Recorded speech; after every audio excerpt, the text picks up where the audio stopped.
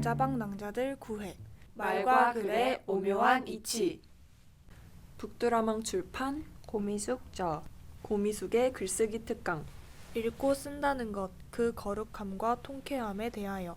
양생과 구도, 그리고 밥벌이로서의 글쓰기. 생명을 보존하려면 간절히 궁금해하라. 인간에게 가장 고통스러운 일은 다름 아닌 무지다. 세계의 이치를 알지 못하면 늘 길을 잃고 헤맨다.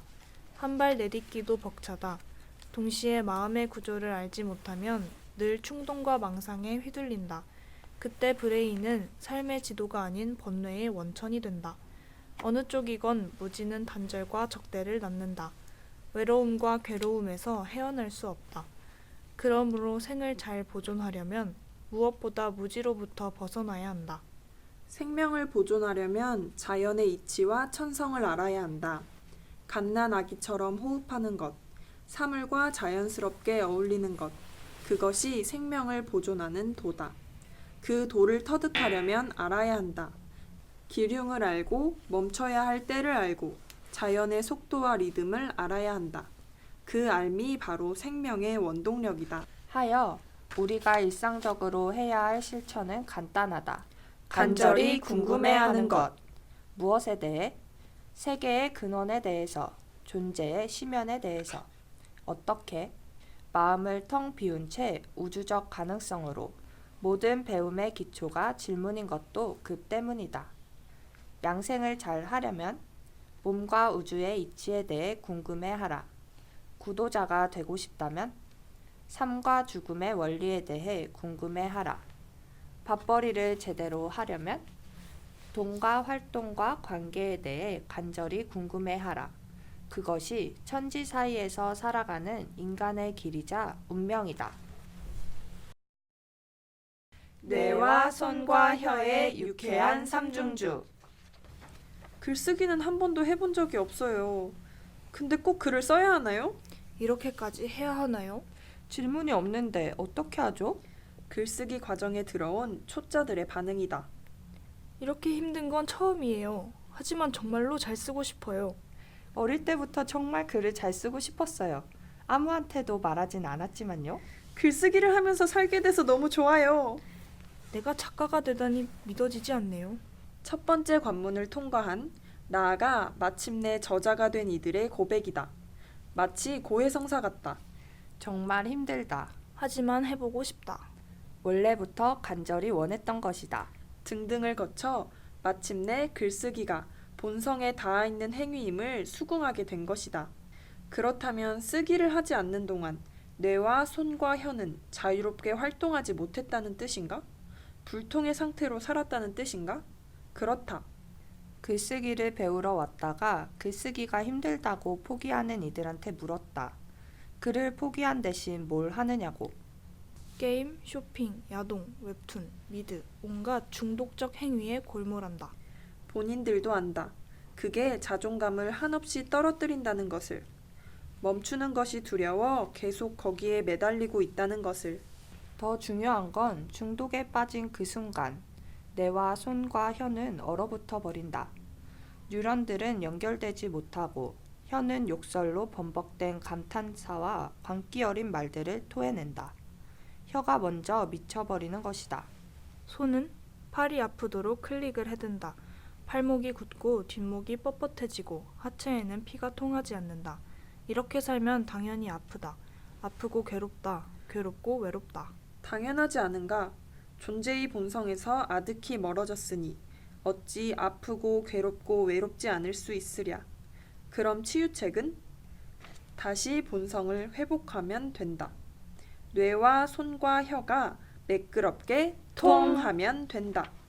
프로이트의 제자였던 칼 융이 스승을 배반하고 새로운 길을 열면서 했던 최고의 치유책이 바로 글쓰기였다. 프로이트가 정신분석을 통해 환자에게 병의 원인을 진단해 주었다면 융은 환자 스스로 자신의 삶을 기록하게 함으로써 스스로를 치유할 수 있도록 해준 것이다. 뇌와 손과 혀가 서로 연결되면서 말이 창조된다. 그 말들은 조각조각 쪼개졌던 신체의 감각들을 다시 연결해준다. 동시에 생의 의지가 되살아나면서 사유의 힘이 생성된다. 이제 막막하지 않다. 적어도 지도를 그릴 수 있으니까. 그 지도를 가지고 한 걸음씩 나아가면 되니까. 아기들이 처음 두 발로 서서 걸을 때의 감격을 아는가? 내가 아는 한 꼬마는 걸음마에 성공한 날 밤잠을 설쳤다고 한다. 엄마의 증언에 따르면 밤에 자다가 벌떡 일어나서 다시 걸어보더라는 것. 자신도 믿어지지 않았던 것이다. 내가 걸을 수 있다니. 그와 마찬가지다. 자신만의 언어와 문장을 만들어낼 때의 그 감격을 대체 무엇으로 표현할 수 있을까? 다만 신통하고 방통하다고 할 밖엔. 21세기 문명의 비전, 소유에서 증여로. 소크라테스, 붓다, 공자, 노자, 공통점은 백수. 또 하나는 지혜의 전령사. 또 하나는 헤아릴 수 없이 많은 일자리를 창출했다는 사실. 놀랍게도 저분들은 동시대인이다.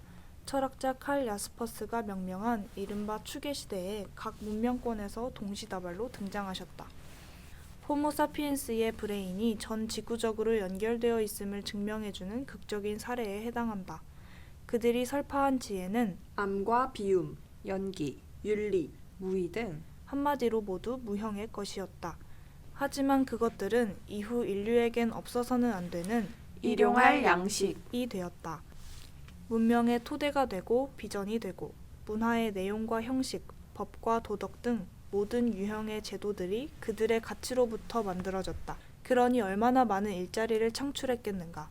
지혜가 밥 먹여준다는 이치가 바로 이것이다. 겐지스 강의 모래알보다 더 많은 복덕을 쌓는다 해도 금강경 사구계를 수지 독송하는 것과는 비교할 수 없다. 금강경을 대표하는 구절이다. 겐지스강의 모래알이라니 그야말로 무량겁에 해당하는 숫자다. 그것보다 많은 복덕을 쌓는 것도 언감생심인데 그것도 금강경 사구계를 수지 독송하는 것에 비하면 하찮은 일에 불과하다는 것. 뻥이 너무 심한 거 아닌가 싶지만 곰곰이 음미해보면 깊은 뜻이 담겨있다. 복덕은 아무리 많아도 물질의 한계를 벗어나지 못한다. 깨달음은 무형의 파동이다. 물질적 활동과는 차원도, 클래스도 다르다. 그러니 비교 자체가 불가능하다. 소크라테스의 자기배려, 공자의 인, 노자의 무의자연. 역시 다 마찬가지다. 그것은 물질적 성취를 훌쩍 뛰어넘는다. 그래서 시공을 넘어 지금까지 무수한 중생들을 매겨 살리고 있는 것이다.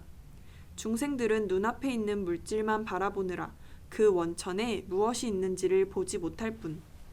이후 역사의 변천과 굴절 속에서 숱한 부침을 겪었지만 그럼에도 여전히 저 스승들의 가르침은 굳건히 살아남았다. 아니, 앞으로는 더더욱 시대적 비전이 될 전망이다. 소크라테스 없는 서양을 상상할 수 없고 공자, 노자, 부처 없는 동양은 더더욱 상상할 수 없다. 그것은 마치 물과 공기, 그리고 밥처럼 대기를 가득 채우고 있다. 전자파처럼 미립자처럼 그렇게 존재한다. 한계도 없고 헤아릴 수도 없고 가늠할 수도 없다. 그러므로 문명의 비전은 이제 더 이상 소유와 증식을 향해 나아가지 않을 것이다. 아니, 그래서는 정말 곤란하다. 디지털은 흐름이고 파동이다. 주체나 자아가 들어설 여지가 없다. 그러면 소유와 축적은 무의미하다. 공유를 통한 새로운 흐름과 생성의 프로세스가 필요할 뿐. 그래서 존재 자체가 증여가 되는 상황이 펼쳐진다. 저 현자들이 하는 공통적 이야기가 있다. 카렌 암스트롱의 말을 빌리면 자비와 공감이 그것이다. 그것만이 전 지구를, 나아가 전 우주를 연결할 수 있다는 것이다. 그것만이 자연의 법칙이자 신의 뜻이라는 것이다. 그렇다면 인간도 그 길을 가야 한다. 그게 가장 거룩하고 통쾌한 일이니까. 이미 미래학자들이 소유의 종말을 외친 지는 꽤나 오래되었다. 4차 산업혁명의 도래와 함께 공유경제가 정치경제학의 중요한 프레임으로 떠오른 것도 같은 이치다. 소유에서 증여로, 고립에서 공감으로. 문명의 비전은 이렇게 나아가게 될 것이다. 다만 그것을 각자의 현장에서 어떻게 구현할 것인가. 문제는 거기에 있다. 그래서 읽고 써야 한다. 특히 고전의 바다를 유영해야 한다. 고전이란 무엇인가? 존재와 세계에 대한 근원적 탐구다. 하여 고전의 세계를 탐사하다 보면 반드시 저 현자들을 만나게 되어 있다. 필연코 마주치게 된다. 그 지혜의 파동에 접속하는 것이 곧 읽기와 쓰기다. 그러면 카렌 암스트롱의 말, 우리는 한 번도 추기 시대의 통찰을 넘어선 적이 없다. 에 동의하게 될 것이다. 그리고 위기의 시대마다 그래왔고 지금 이 시대에도 왜 추계 시대를 돌아보며 길을 찾아야 하는지도 알게 될 것이다. 단순히 부를 분배하고 물질을 나누는 것으로는 부족하다. 삶과 삶이 그 자체로 연결되는 길을 찾아야 한다. 그러면 알게 되리라. 겐지스강의 모래알보다 많은 복덕을 쌓는다 해도 금강경 사구계를 늘 수지독송하는 것과는 비교할 수 없다는 그 오묘한 이치를. 그러니 감히 현자들의 사유를 향한 지적 여정을 시작하라. 그들의 지혜를 길어올려 문명의 비전, 일상의 윤리로 적극 활용하라. 고전을 읽고 낭송하고 토론하고 리라이팅을 해야 하는 이유가 거기에 있다.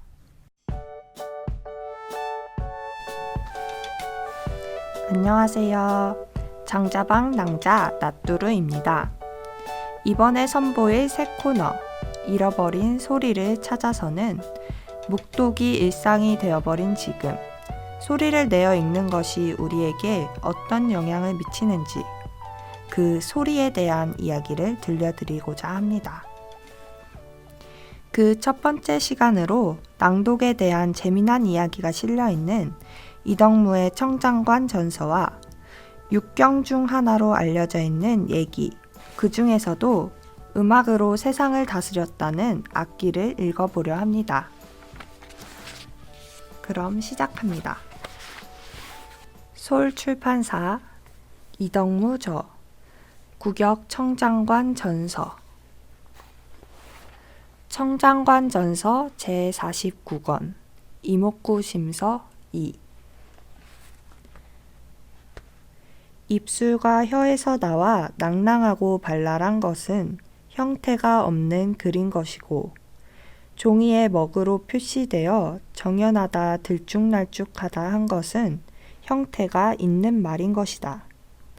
수염, 눈썹, 치아 두 볼을 흔연스럽게 접할 수 있어 간담이 서로 통해지기는 그리 말만 못하고 정신과 사고를 은연한 속에서 찾을 수 있어 기맥이 완곡하게 통해지기는 말이 글만 못한 법이니 말은 해도 문체가 없어 한 번 입에서 나와버리면 이미 흔적이 없게 되기 때문에 글로 쓴 것을 귀중하게 여기는 것이다.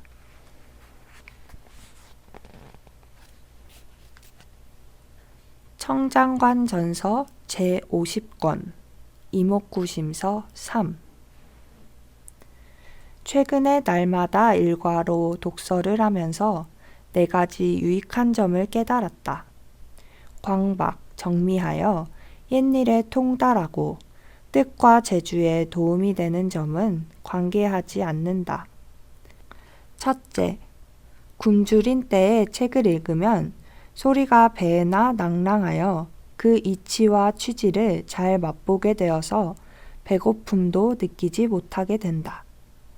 둘째, 차츰 날씨가 추워질 때에 읽게 되면 기운이 소리를 따라 유전하여 체내가 편하여 추위도 잊을 수가 있게 된다. 셋째, 근심 걱정으로 마음이 괴로울 땐 눈은 글자에 마음은 이치에 집중시켜 읽으면 10,000가지 생각이 일시에 사라져 버린다. 넷째, 기침병을 앓을 때 책을 읽으면 기운이 통하여 부딪힘이 없게 되어 기침 소리가 갑자기 그쳐버린다. 만약 덥지도 않고 춥지도 않고 배고프지도 않고 배부르지도 않고 마음이 화평하여 기쁘고 몸도 건강한 데다 등불이 환하고 서질이 정돈되어 있고 책상과 자리가 깨끗하면 독서할 마음이 절로 생긴다.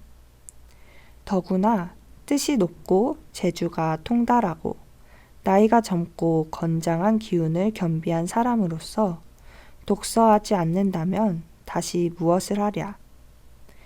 무릇 나와 뜻이 같은 사람은 힘쓸지어다.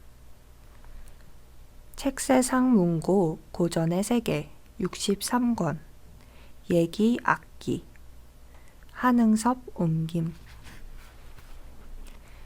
제2장 악상 무릇 간사한 소리가 사람을 감동시키면 거슬리는 기분이 응하고 거슬리는 기분이 구체적 형상을 이루면 지나친 즐거움이 생긴다. 올바른 소리가 사람을 감동시키면 순조로운 기분이 응하고 순조로운 기분이 구체적 형상을 이루면 조화로운 즐거움이 생긴다. 선창과 화답이 서로 응답하고 간사함과 올바름이 각기 그 부류로 돌아가니 이로써 같은 부류끼리 서로 응하는 것이 만물의 공통된 성질임을 알 수 있다. 그러므로 군자는 타고난 성정을 보존하여 자신의 뜻을 온화하게 하고 좋은 모범을 본받아 자신의 덕행을 이룬다. 그래서 음란한 성색을 귀와 눈에 가까이 하지 않고 간사한 예악을 마음에 닿지 않게 하며 업신여기고 편협한 나쁜 습성이 신체에 물들지 않게 하여 귀, 눈, 코, 입, 마음, 외양이 모두 순조로운 기분에 따르게 되면 올바른 소리가 정당한 뜻을 얻게 된다. 그런 후에야 비로소 성음으로 표현하고 금과 슬로 연주하며 방패와 도끼를 들고 춤을 추며 우와 모로 꾸미고 소와 관으로 반주하여 이러한 악무로 지극한 덕을 빛내며 사기의 조화로움에 따라 만물의 이치를 드러내 널리 떨친다. 그러므로 악곡은 하늘처럼 청명하고 땅처럼 광대하며 악무는 사계절처럼 오고 가며 바람과 비처럼 빙빙 돈다. 오음으로 구성된 곡조는 오행처럼 조금도 문란하지 않고 악기의 조화로운 음율은 팔풍처럼 서로 침범하지 않으며 리듬이 횟수에 맞는 것은 마치 밤과 낮처럼 일정한 규칙이 있다. 율려는 금방 서로 궁이 되고 오음은 서로 시작과 끝이 되며 선창이 있으면 화답이 있고 맑음과 탁함이 때때로 뒤섞여 있으나 조리가 있어 어지럽지 않다. 그러므로 이러한 악을 시행하면 윤리가 분명해지고 귀와 눈이 총명하고 혈기가 화평하며 풍속이 선을 향하니 세상이 안정된다.